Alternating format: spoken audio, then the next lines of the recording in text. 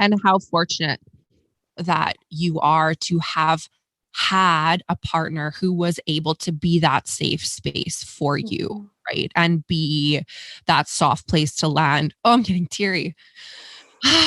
And be that soft place to land for those, because it's not easy to say those things to yourself, let alone to somebody who has the power to absolutely destroy you, right? Yeah. And so what an absolute gift to be able to share that with somebody and have them hold a safe spot for that. Where would you take your life if you knew you could not fail? I get it. As a stepmom, mom, and entrepreneur, sometimes it can feel like what everyone else expects of you versus what you dream about for yourself are on opposite ends of the spectrum. As a woman, you're taught from a very young age what society thinks you're worth based on how you look, how you behave, and how much money you're allowed to bring in. But I'm here to show you that you can be the woman who has it all, and not just on the outside.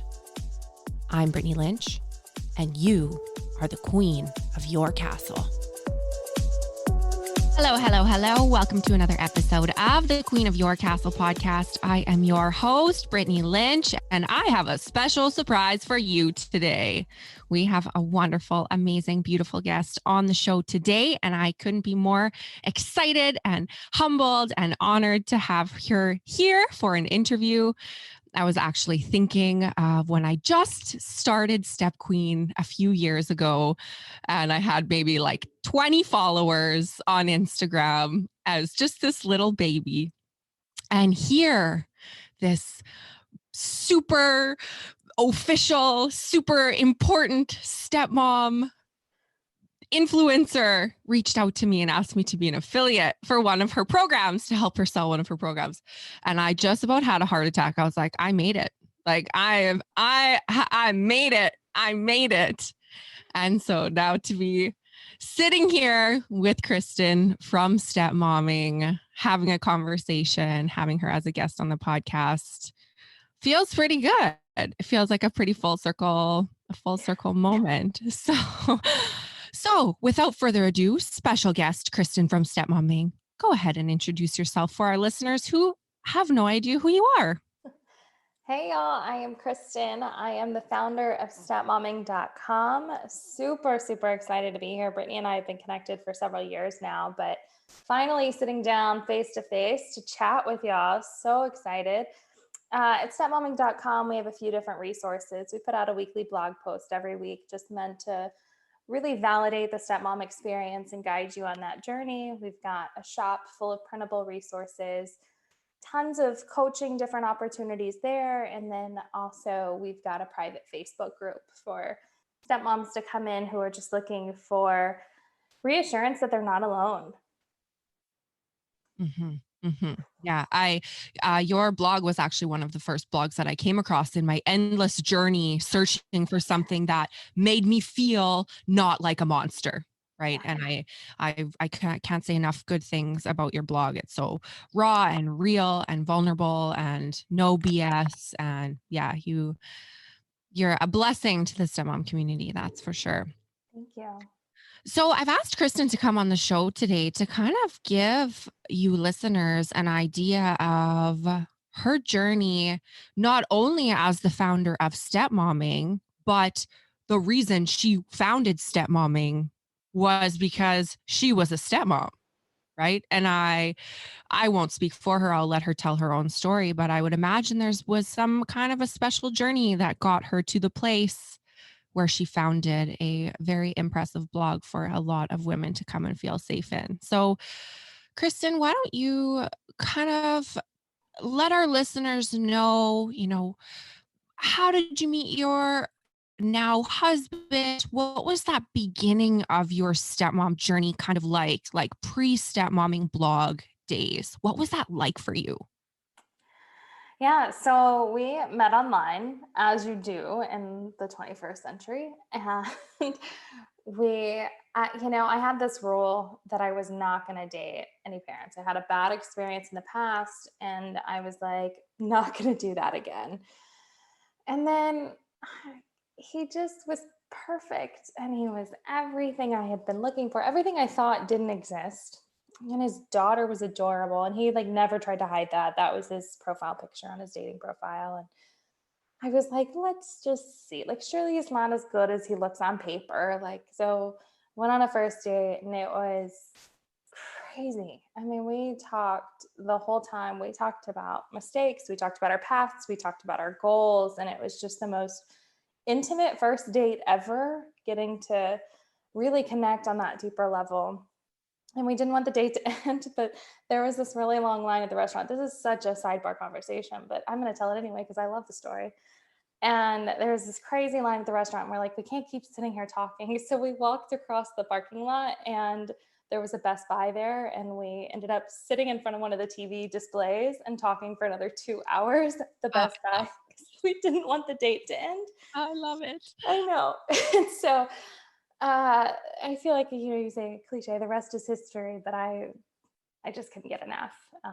We so connected on so many levels. And like I said, the guy that I just really didn't think existed. So threw my rule out the window. And it was just the two of us for a couple months. I didn't want to meet his daughter until I knew we were really clicking. We were really serious. So a few months later, I was like, yeah, I'm getting in pretty deep, starting to fall for you. And really felt like I didn't know him until I had seen him as a father. And so I said, I really want to meet your daughter, but I don't want to be introduced as your girlfriend because my parents split when I was 2. I went through enough of those, kind of partnerships that didn't last as a kid. And I didn't want to put her through that. So we had this great first kind of play date as a family date or whatever it is.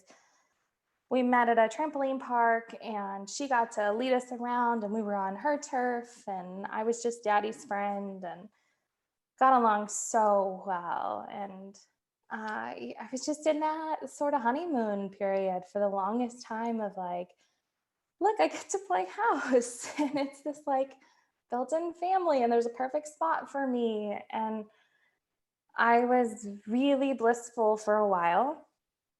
And then when we moved in together, things got very serious and the rose-colored glasses came off.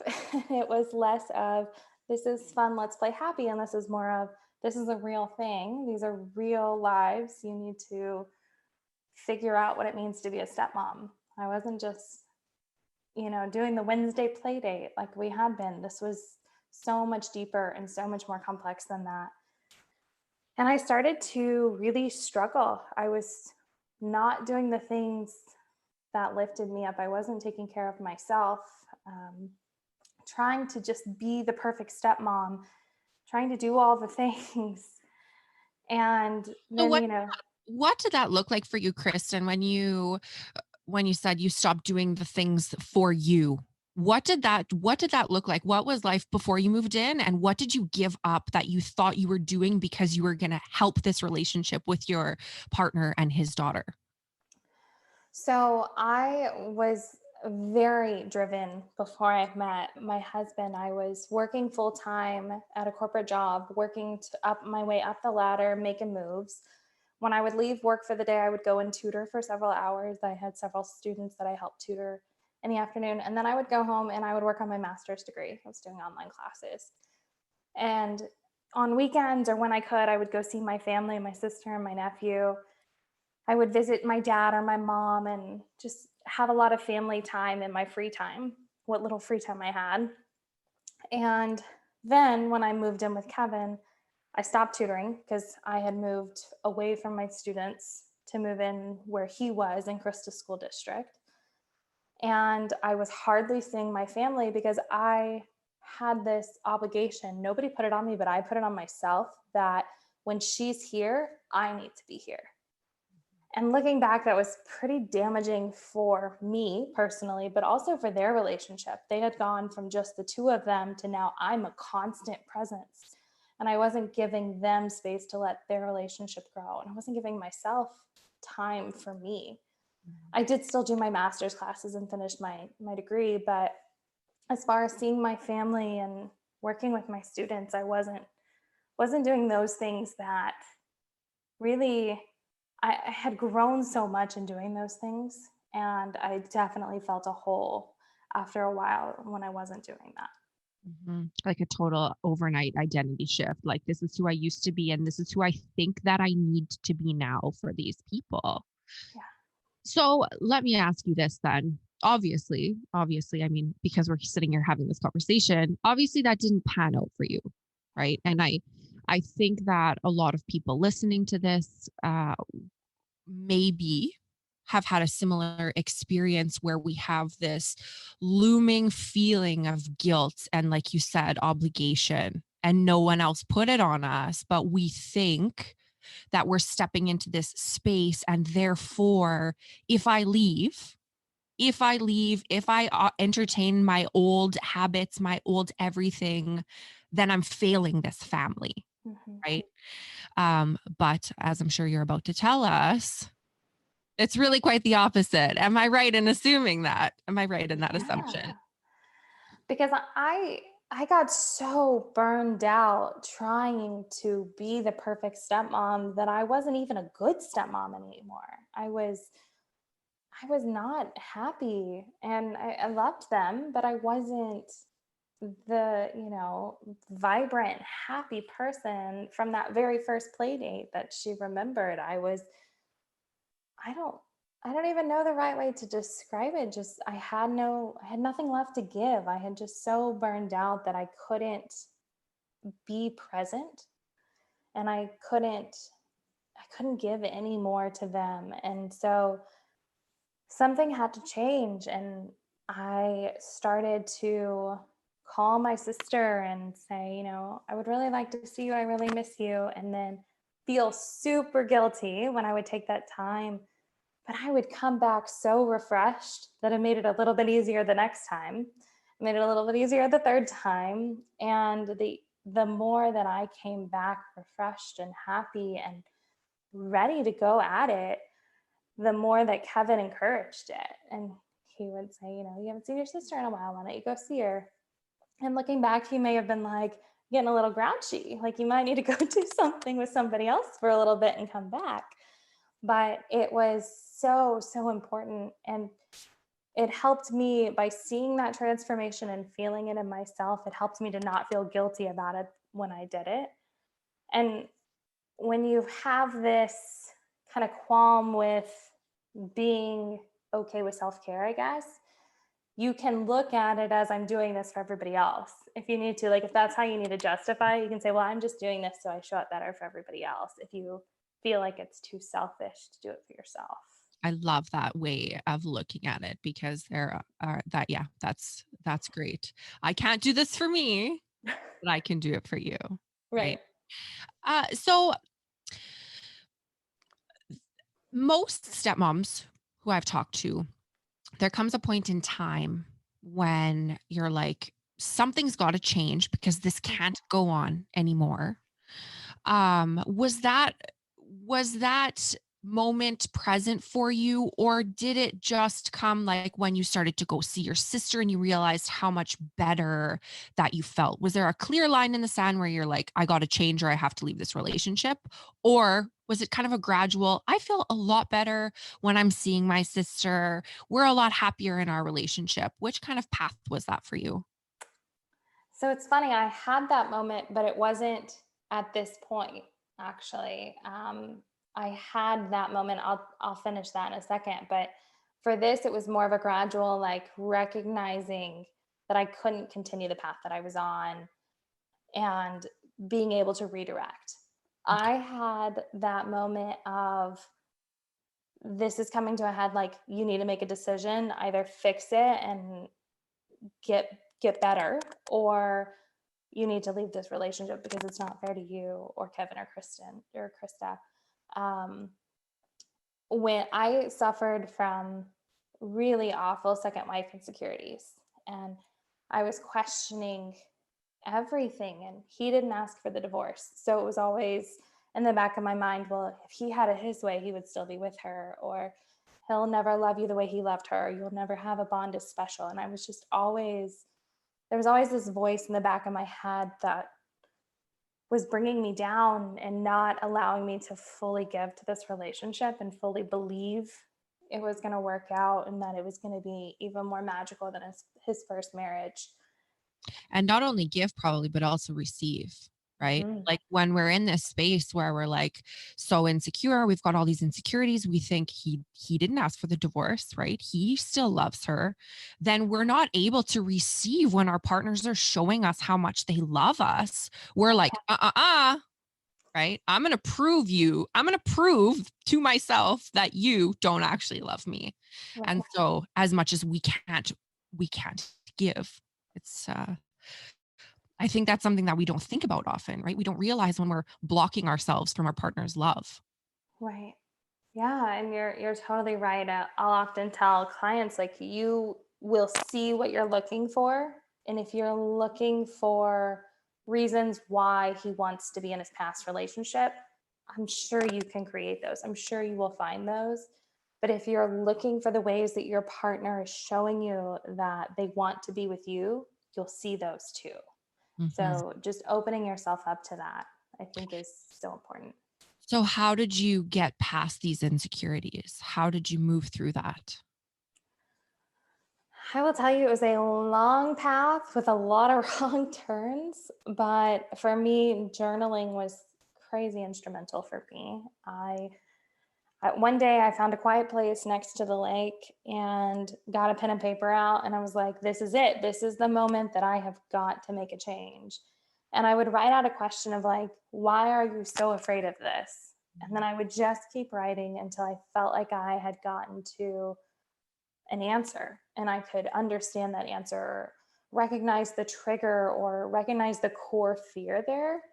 And then I would just keep digging. I would, because I am who I am, I would write the question in one color and then I would write my answer in another color and then just kept going through. And I probably spent a full hour just working through this journal. And actually, it's in the office here with me somewhere, that same journal with all of these thoughts and insecurities, and just really being vulnerable with myself. I don't know if anybody else can relate to this, but I would often hide from myself. And I had to really dig deep and recognize where I was at. And so I worked through it like that. And then once I felt like I understood, I could go to Kevin and be vulnerable with him and tell him, here's what I'm actually afraid of. Please don't break my heart. And he could be sensitive to that and we could work through that together. But even just recognizing what I was truly afraid of, and then looking at the big picture and recognizing all the ways that Kevin had chosen me and how I was who he needs today. And, also recognizing that he wouldn't have asked me to marry him if I wasn't worth the risk of having his heart broken again. Those things just really helped me to see the bigger picture instead of just living in a state of fear. Mhm. Mhm. What a beautiful, I like feel teary thinking about just like the when you said that you hide from yourself, right?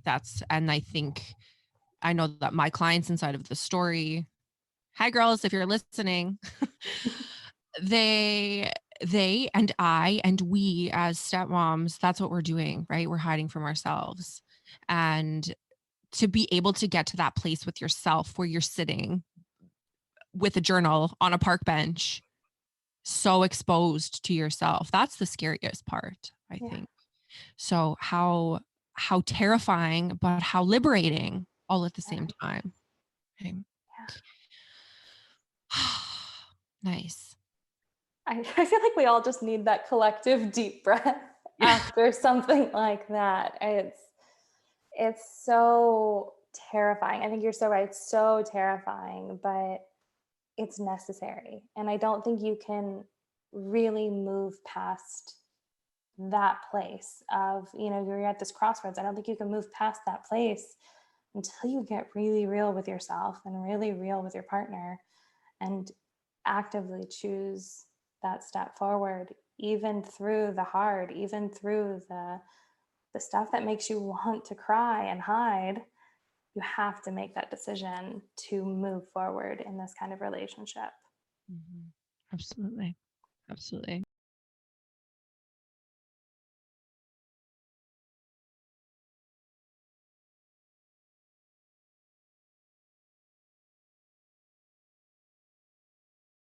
and how fortunate that you are to have had a partner who was able to be that safe space for you, Mhm. right? And be that soft place to land. Oh, I'm getting teary.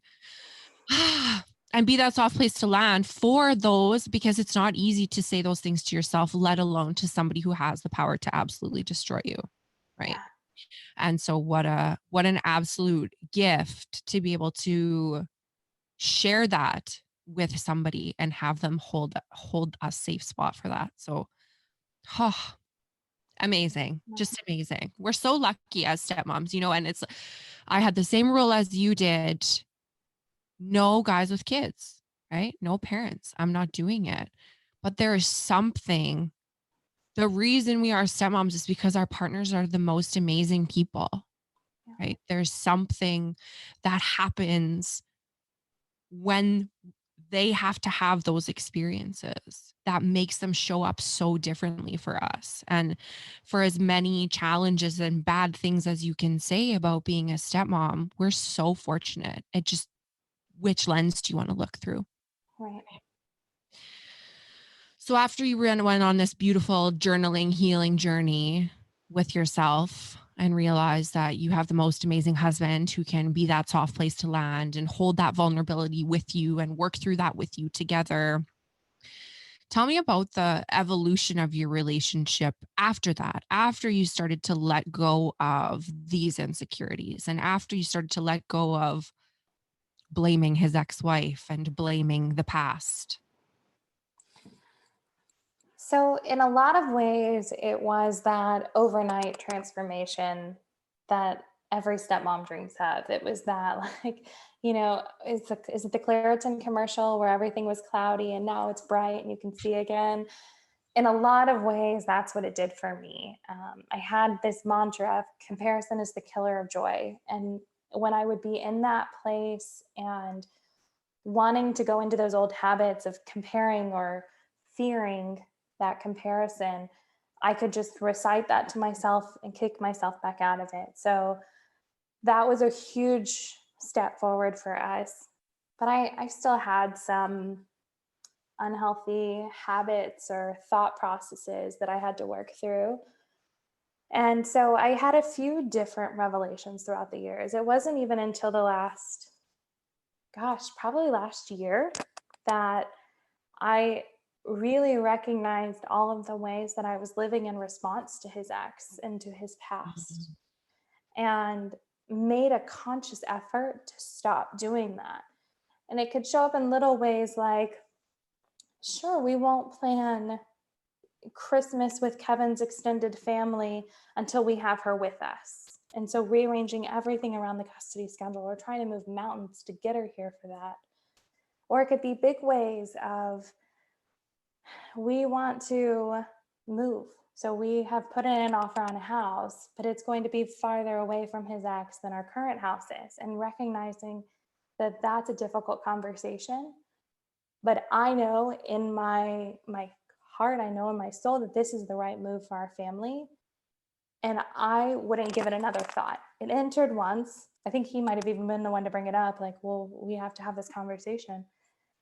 And I knew I didn't need to let that be a factor. I need to not let this advancement for my family have anything to do with her.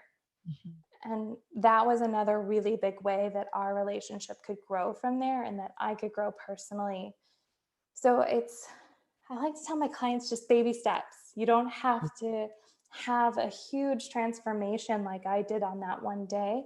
Just always try to do a little bit better. Always try to take another step toward creating peace in your life. And that's one of my kind of taglines is that I say in the story all the time is, what's the best way to eat an elephant? One bite at a time, right? One bite at a time, baby steps. Same concept. Same Yeah. concept. I don't advocate for eating elephants. Disclaimer.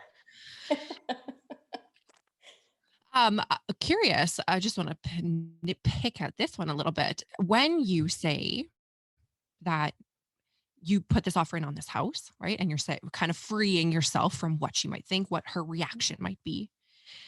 Were you able to just do that? Or was there a conversation in your mind? Was there a lead up to that? That's a really good question. I'm trying to remember. I am pretty sure in that moment for me, I know for a fact in that moment it was Kevin asked me, well, do we need to have this conversation with her? Like, what is the impact of this on her? And I was like, I I don't care. And I think that might have been exactly how I said it. I'm sorry if she's listening. That sounds pretty callous, but I didn't care in that moment. I knew this was where we needed to be. I knew this was the right advancement for us. I also logistically knew it's a 5-minute additional drive. Like it is not earth shattering. Across the country. Right. And we were getting her into a better school district, a district her mom wanted her in. And like I had already thought through all the logistics. So maybe there was a path there that I didn't realize I had already taken, Mm-hmm. but I didn't have to give it a second thought. Sure. And I know like he did want to have a full conversation around that impact. And especially when it was like this whole thing with this house, so many different things had to fall into place perfectly for it to happen. And we weren't telling anybody until all of those steps had fallen into place because it was against all odds that this would actually work out. And so whenever it came to the point where we're like, oh, this is happening, we have to talk to her, then we had a full conversation around how to approach that. And here are the things you say, here's answers that you may need to have. But I wasn't going to not pursue a home in a community next to my best friend that I knew was going to be so good for us in the long run because he chose to have a child with his wife before me. That would have never been fair to me. Mm-hmm.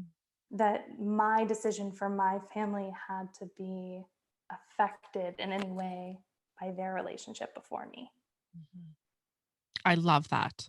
I love that. And I love how it's just has become completely unapologetic. Like this is just the way that it is because, and on the flip side, we would hope that same thing for her, right? That she wouldn't be feeling stuck or stifled or unable to move on with her own life. So the more I feel like the more freedom we get, the more freedom we get, right? The more freedom we give, the more freedom we get and vice versa. So yeah, congrats on your move. How fun is that? Now the world knows. Now the world knows. I want to kind of pull back to when you moved in. We're going back in time. When you moved in and you were kind of defining that role of what you thought you were supposed to be like, how you were supposed to act as a stepmom, and what that actually turned out to be. It's so funny, but the way you phrase it, I like, this is going to be the worst visual, but go with me. Imagine they had a family picture and I sat and I cut her out of that family picture. And then I tried to stick a picture of me inside that hole. That is what I was trying to do. There was an Amanda shaped hole in this family that I was trying to fill. I thought that's what I had to do. I didn't know how to be a stepmom. I didn't know how to be a second wife. And so I thought that meant I had to fill the hole that she left. I didn't realize she's still very much in the picture. We share 50-50 custody. She's still very much my stepdaughter's mom. My stepdaughter didn't need another mom. My husband didn't need the wife that he had already fallen out of love with. He needed somebody who was better for him. And I was burning myself out. I was stressing myself out, trying to be somebody I didn't need to be because I didn't know that the role could be different. I hadn't. And so what did that look like? Like, who did you think that you needed to be? What did you think you needed to act like to fit in this Amanda shaped hole? Great visual, by the way. Love it. Who did you think you needed to be? Exactly that. I mean, I thought I needed to cook dinners every single night because that's what she had done. I thought I needed to keep an impeccable home because in my mind, she's flawless. In this insecure place I was, there wasn't a speck of dirt on the ground. Dinner was perfectly balanced and nutritious and delicious every single night and homemade from scratch. And we do all these activities as a family and we're all happy. looking back, would they have gotten divorced if everything was as perfect as I imagined it was? Of course not. But that is who I was trying to be. And I was trying to prove to him that I was a capable partner and a capable homemaker and a capable stepmom. And I was trying to prove to her that I was so invested because I remembered what it felt like to be that child of divorce with a step parent who disappeared, or one of my stepmoms told me she loved me, and I was shocked. Like, I didn't know she loved me. And so I needed to make sure Kristen knew she was never going to have to question how I felt or me being there for her. I was trying to prove myself to his in laws because they were super skeptical when I came on the scene. And just trying to prove, I guess, to society, not all stepmoms are evil, and trying to prove myself. I mean, I just keep saying that, but that's what I was wearing myself out doing. I'm like wearing myself out talking about everything I was trying to do Right. to prove that I could do this, when all I really needed to do was be authentic and to do what feels natural for me and the ways that I know play to my strengths and I can really give to this family. Mhm. That was all they ever needed from me. And what is authentic? What is authentic to Kristen? I make them laugh because I'm really funny, and they don't always believe that, but I remind them that I think I'm hilarious. I am goofy and I love decorating for Christmas the day after Halloween, and I bring that to the home. And I will cook some days, and some days I will just order pizza, and I will read in bed and take all the snuggles, and I will take you on adventures, and we will go travel. And I may be a hot mess some days, but you will never question how I feel about you. And that's what I can bring to the table authentically without trying to be somebody else, without comparing myself to somebody else, without trying to prove myself when I don't need to. Mhm. And how much closer are you now that you just get to be Kristen? Now that you've just allowed yourself to give and receive as Kristen? I mean, there's no comparison. Mhm. We are all so much happier and peaceful. It's there's no way we could get any closer because I still had walls up. I mean, there was a wall dividing us from getting any closer. And when I was vulnerable enough to just show up how I can show up, then everybody was able to get closer to me and we could bond on such a deeper level. And and I could have a relationship with my husband that was built on truth instead of a facade. Mhm. Of who you thought he needed you to be for him. Mhm. Yeah, absolutely. Absolutely. So after you figured that out, now you've sat by the river, you've done your journaling, you've figured it out, you're decorating for Christmas the day after Halloween, you're ordering pizza, you're in your sweatpants. We love you so much for that, right? We do. I love you for that. Yeah. We love you now so much for being able to be Kristen. Now what? Tell me now what? Now there's still drama sometimes. There's still arguments sometimes. There's still potholes. But I know who I am, and I can be unapologetic about not living my life in response to his ex. I'm secure in my relationship. I'm secure in what I provide and what I bring to the table. And I can let it roll off my back more. I'm not going to say it doesn't get me down. I'm not going to say my best friend, who's also a stepmom, doesn't get some text sometimes. It's like, would you believe this? But that's it. That's all I need. I don't need weeks to recover. I don't need buckets of tears. I can move past that. I can talk myself out of any triggers and get to a place where I can be present and I can be peaceful with my family because that's what I deserve and that's what they deserve with me. Mhm, mhm.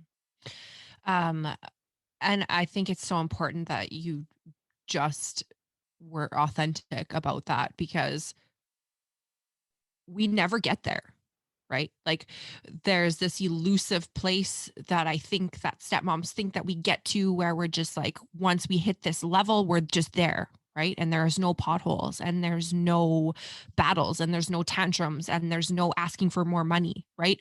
We think that all of a sudden the clouds will just open up and then God will say, here you go, here's your perfect life. But that doesn't happen, right? We're never done. We're never done growing. We're never done changing. We're never done evolving. Step families are living, breathing organisms, right? And the fact that you just have to learn how to navigate those potholes. You just have to learn how to let it roll off of your back, right? Like things can be really good, but I think it's so unrealistic to hold ourselves. And we do, I think, as women and as a society and as stepmoms, especially because we're sensitive to not wanting to be that wicked stepmom, we hold ourselves to this unattainable, unrealistic standard of perfection. And it's just not possible. Like, buckle up. We're going through some potholes, but it's going to be okay. We're going to be okay. Right. Yeah. And friends don't let friends stepmom alone. And that's why you have a stepmom bestie, because we need each other. Nobody gets us like we get us. Right. Yeah. So Nobody gets it like another stepmom. Not no, even your partner. no, not even your partner. And there's some things that maybe we don't need to make them get. Right. Mhm. There's some things that are just better left unsaid to them. Yeah. It's all a very fine, delicate dance. And I step on a lot of toes in my dancing. I have 2 left feet. So, Kristen, if you could go back in time and give your brand new stepmom self one piece of advice, what would that be? Oh my goodness, so many. I think I would just tell her to tune out the noise, right? So I'm going to cheat and use this in a couple of ways. So tune out the noise of my own head, my own fears, tune it out and trust. And then tune out the shoulds, tune out everybody else's expectations of what I should be doing or how I should be feeling or how we should be blending. Tune out the noise and just trust your intuition, and the rest will follow. If I could have been true to myself from the beginning, I would have saved myself some heartache and some mistakes. And we talked about a lot of missteps that I've taken in my journey and how I've learned from them. But I'm thankful for the lesson, but I really wish I could have gotten to that destination of being able to be in a peaceful place a little bit quicker. Mm-hmm. Mm-hmm. But it was important. It was important. The pain was important. Sucked, but it was important. I know mine was. Mine was important. It was, yeah. Is there anything else that you would like to share with our listeners here today, Krista? Just, sorry, I get you and your stepdaughter mixed up all the time. I don't mean to. Kristen. I mean, did you hear me say it earlier? Yeah. I called her Kristen. Okay. As long as I'm not the only. Okay, Kristen. Kristen. I just want every stepmom out there to know that you're not alone, and what you're feeling, you're not alone in feeling that. And you should never feel bad for what you're experiencing or how you're feeling, and just honor the experience that you're having and find your bestie. I love what you said, stepmoms don't stepmom alone. And it's so true. We need each other. And I'm so glad you've connected with Brittany on this podcast. And, find us on Instagram, find the blog, because you're not alone in what you're experiencing. You're certainly not experiencing it in a bubble. Mm-hmm. Amen. Speaking of connecting, I think you might have a special announcement, something super exciting and big and huge that is being released super soon. Do you want to tell our listeners all about it? Because I can't wait to download it. I do. Actually, on Friday, we released our brand new mobile app for stepmoms. It's called Stepmomz with a Z. I am not the creator of the app, but I am the COO for the company. And I've been a big part of helping this get off the ground. And I'm so stinking excited. It's more than just a forum, which you do have, and you've got different categories there, but we also have tons of self-care, just resources. We've got meditations, we've got different self-care ideas, journaling prompts, scripts for boundaries that you may need to set with people in your life. We've got tons of videos and podcasts and articles from all over the World Wide Web that we're putting into this app. And it's truly an incredible resource for stepmoms that when you're feeling like you're struggling, you've got coaches, you've got all of these resources at your fingertips. So for the stepmom who is feeling like she's doing this alone, it's truly an incredible resource. Right in your pocket. I'm so excited about this. You guys have done some great work. It looks awesome. Thank you. If our listeners would like to connect with you, if they haven't already, where is the best place to find you on the interwebs? You can find me at stepmomming.com or at stepmomming on all major social media, except Twitter. Twitter is at stepmommingblog. Somebody already had at stepmomming. So Instagram, Facebook, Pinterest. Find me there. Always sharing lots of resources and or funny memes if you just need that in your life. It's an amazing journey. I have connected with so many stepmoms around the world. And as much as I validate you that you're not experiencing things in a bubble, I also get validation from knowing that I'm not alone. And it's so helpful for all of us to be in this together. Mm-hmm. We are in this together. Okay, Kristen, thank you so much for joining us here today. Everybody go get the app, Stepmomz with a Z app, out on Friday. I don't know the number, but it's in a couple of days. By the time this podcast is released, it'll be out. So thank you again, Kristen. It's been a slice. Thank you so much. I hope this episode got your wheels turning and showed you just how powerful you are. I would invite you to take 30 seconds and tap subscribe to this podcast. When you subscribe to the podcast, then rest assured you will never miss an episode. And in no time, spinning your wheels will be a thing of the past. Thank you for listening and subscribing. And if you enjoyed this episode, it would mean the absolute world to me if after you subscribed, you jumped on over and left me a 5-star review, and better yet, a written review. I am on a mission to let every mom and stepmom know that you can create the life of your dreams. And I need your help to change the world. The world needs us. Thank you so much for subscribing and leaving me a 5-star review. I will see you next week, same time, same place.